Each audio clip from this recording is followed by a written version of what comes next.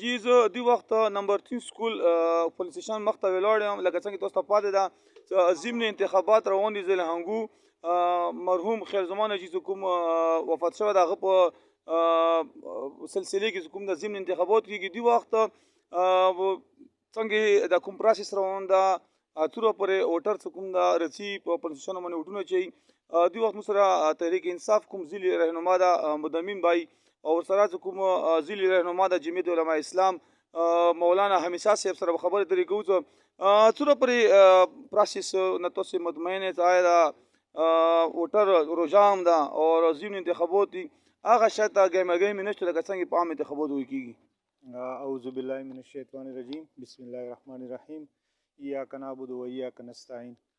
او تاسو زه ډیر مشکور یم چې تاسو موږ ته دا کوریج راکړو او الحمدلله کوم دا یو پیسفل ماحول ده او دا خبره بالکل صحیح ده چې ټرن اوټ کمزوره ده یو خو ضمني ده د نه علاوه بل رجام ده خو ان شاء الله اوس ورو کوم دا مزید د ټایم مخته بړو کیږي ان شاء الله د سره به امید ده چې خلک پروزي او د خپل نظریات په مطابق په ان شاء الله رسی هغه خپل ووټ کاست کوي. لکه څنګه تاسو د خپل پارټۍ نمائندګي کې موجود یې خو موږ پر وردلی تاسو 125 کسانو استفاګونې چې کوم دغه ایکسپټ شوي دي ډیپټي سپیکر په لاس باندې آیا تاسو هغه په وجود نن مقابله ته تاسو خپل د مرحوم خزمان چې کوم بچای د غره بسله ډاکټر ندیم صاحب څوره پر مطمئن څنګه دو چیرې وای غټله دا چوکې په لاس کړه نو د عمران خان خبرو منی کدا ونه په خپل سیټ باندې کینی دی لکه نمائندګي وکړي.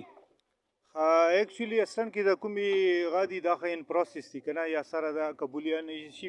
بهرحال هغه خو ازي کې کوم قائدین څه کومه خبره وي هغه خو په ازي باندې کېږي دین علاوه پاتې شو د ان 33 د خلزمون جی بچای کوم د ډاکټر ندیم خیال د خو په اندي اصول باندې د سیاره د مخته خیره سره کوم غاکړلو ویل ز ازي کې ا سیستم ان پروسس تا نه د ځکه مو ان شاء الله خيري راسي بخپل فایټ جاری ستو او ز کوم ریمینینګ فندز دي او د کوم منسوبي دي نو مو دایو چې د پای تکمیل ته ورسي. مولانا صاحب ډیسټریکټ ناظم په شوا د دین علاوه په صوبای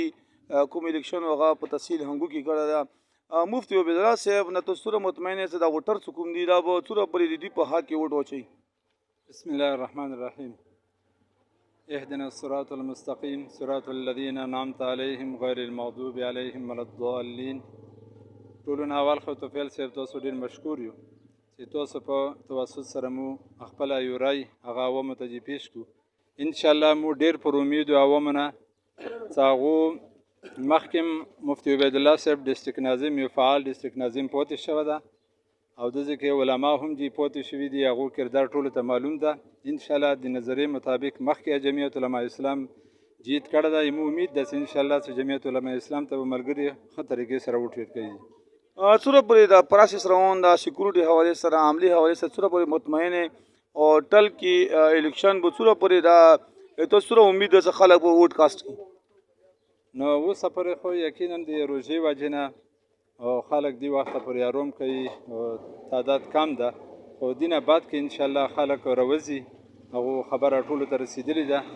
نو ان شاء الله د خپل دغه مطابق او کوشش مطابق جمعیت علماء اسلام خو کوشش کړی ده مګر سره رابطې شوي دي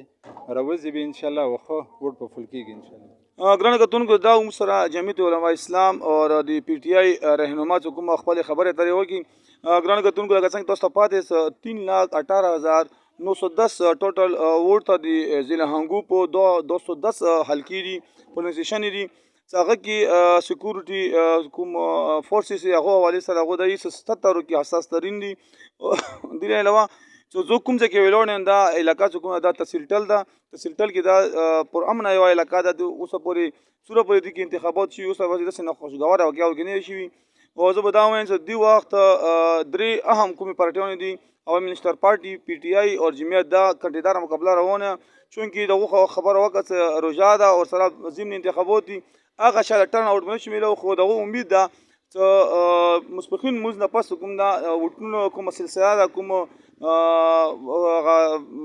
شر د هغه کې به اضافه کیږي. جی